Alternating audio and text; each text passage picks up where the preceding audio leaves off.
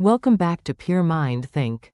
In a silent night, when the sky seems to hold its breath, and the earth quietly trembles, a man named Brandon Big, a seer with eyes that seem to gaze into tomorrow, witnessed something terrifying on the horizon of our future. What if his vision wasn't just a nightmare, but a glimpse into a reality that is rapidly approaching? What if the fate of nations hangs in the balance, waiting for humanity to awaken?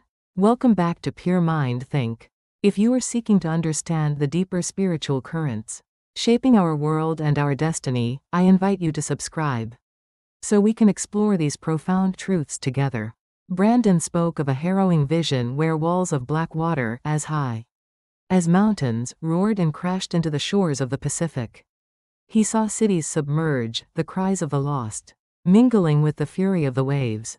The sun vanished, and the sky turned as dark as the end of days. And from within that desolate ruin, a voice echoed with chilling clarity. This is a wake-up call for a world that is losing its soul. Brandon says this vision did not come from him, but from a higher power. A warning from the Creator that if humanity remains blind in its selfishness, if the human heart continues to decay, then the very oceans will rise in fury, and the hidden currents of judgment will no longer show mercy. This warning then focused with laser-like precision on one nation. In a vision for the near future, specifically for May of 2025, Brandon saw the nation of Japan being torn apart. He said, "I see Japan, and I see a river splitting the country. This isn't a long river, it's a fissure only a few hundred meters wide. But the rupture is severe. It's causing an earthquake. I can see deep beneath the ground. I see the tectonic plates, I see the earth itself being divided. There is a great earthquake, a magnitude 8.7. He went on to say that as this happened, he saw a colossal sea rising. This is the third time, he warned, that I have seen a tsunami sweep in from the open ocean. This is not imagination. I am truly seeing a wave so large, it will cause severe, catastrophic damage." But the visions didn't stop with Japan. They stretched across the globe, revealing a world in the midst of a great shaking. He saw the earth cracking open, with fiery lava bursting forth from deep within. He saw not just physical earthquakes and tsunamis, but invisible tremors where societal morals decay, where social order is upended, and where people become lost and confused about the things they once held to be certain. For the United States, he saw a deepening division, not just between political parties, but within the hearts of the people themselves, a spirit of arrogant, empty independence spreading everywhere. He saw financial centers being shaken, faith in the system beginning to crumble, and those who once held power becoming lost and insecure. For Canada, he saw a government turning its back on God while the church remains silent. A nation once called to be a light, now growing dim. These converging warnings are not unique to one man. In what can only be described as a chilling confluence, other seers from different times and places have echoed these premonitions for 2025. A man known as Seer, in the United States, shared a dream where he saw Japan submerged in seawater, with massive waves crashing over coastal cities, and a clear voice telling him, it will happen in 2025. He had no connection to Japan, but the urgency of the dream compelled him to share it.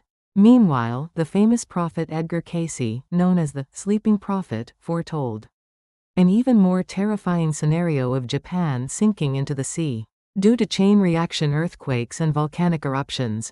Perhaps most startling is the story of Ryo Tatsuki, a Japanese manga artist. In 1999, she published a book titled The Future I Saw, in which she documented 15 of her prophetic dreams. Incredibly, the vast majority of them, including the 2011 Japan earthquake and even the recent global pandemic, have come to pass. But the dream that now has so many on edge is her vision for July of 2025. In it, she saw a colossal tsunami striking Japan, with waves 3 times higher than the one in 2011, wiping out vast coastal areas and submerging more than a third of the nation in seawater. What happens when these spiritual visions begin to align perfectly with scientific warnings? According to research from the Japan Meteorological Agency, the Nankai Trough, a massive geological fault line stretching along the southern coast of Japan, has been accumulating seismic energy for centuries. Scientists warn there is an 80 to 82% probability that a massive earthquake between 8.7 and 9.0 magnitude will occur there within the next 30 years. The associated tsunami risk is a wave up to 30 meters, or nearly 100 feet high. The Japanese government is taking this so seriously that they have created detailed disaster models, one of which predicts that if the quake strikes on a winter day, the death toll could exceed 320,000 people. The scientists are all in agreement on one thing. This earthquake is not a matter of if, but only a matter of when. These forces are almost beyond our comprehension.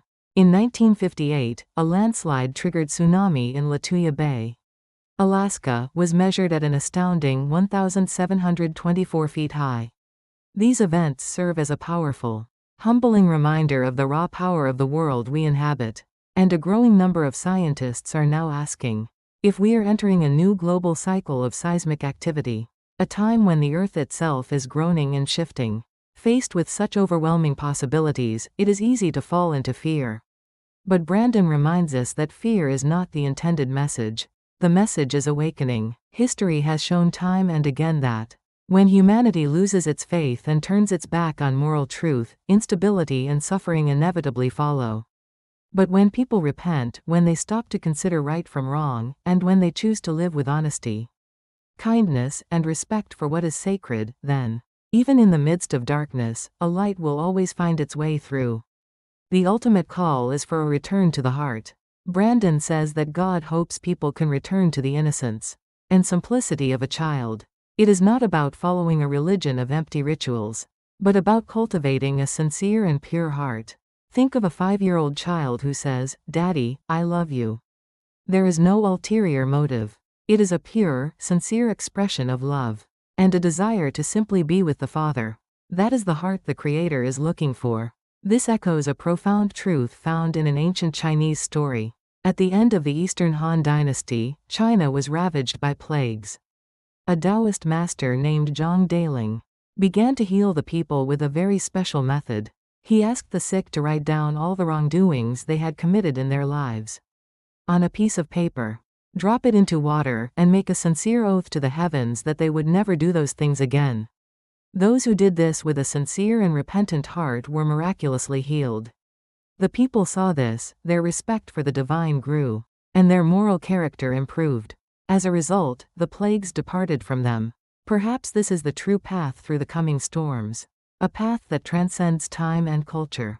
A sincere return to God, turning from wrongdoing, and embracing virtue. It is a call to prepare our own hearts. Brandon reminds us that we do not need to live in fear. We have guardian angels, and if our hearts are aligned with goodness, a caring hand will guide us through the waves. The final message is one of hope, not horror. It is a call to awaken from our slumber, not to panic. It is an invitation for each of us to ask, how am I living? How much of the pure, good, childlike heart do I still possess? Let us use the time we have to build a foundation of faith, to pray for our world and its leaders, and to become a beacon of light and peace in our own communities. For our Creator is patient and merciful, always providing a path of refuge for those who turn to Him. As we await the blessed hope of His return, when He will wipe away every tear and make all things new. Thank you for joining us on Pure Mind Think. If this message has resonated with your spirit, please share your thoughts below. And be sure to subscribe and click the bell, so we can continue to navigate these prophetic times together, with faith and understanding.